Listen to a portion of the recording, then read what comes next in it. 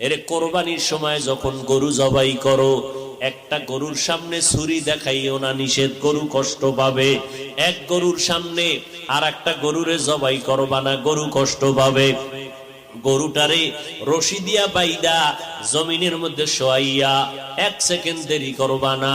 কিন্তু আমাদের সমাজের মানুষেরা কোরবানির সময় গরুটারে হাতে পায়ে বান্ধিয়া মাটির মধ্যে শোয়াইয়া এরপরে বিশাল চিঠি পড়ে, অমুকের মাইয়া, অমুকের ভোলা, এইরকম 7 নাম 13 বাড়ির নাম নিয়া গোষ্ঠী শুদ্ধা নাম পড়ে। অমুক একজনের নাম আব্দুর রহমান, নাম পড়ল, বাবার নাম, মায়ের নাম, ওয়ার্ড, এরপরে থানা, এরপরে জেলা। কিও এত নাম কেন?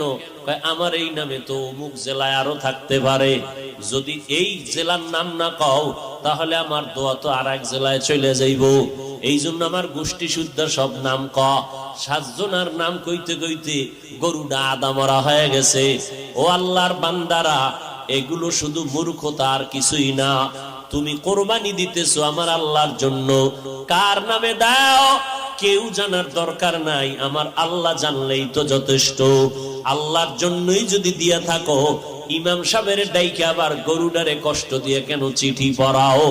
এর একমাত্র কারণ এই মানুষটা বড় মূর্খ।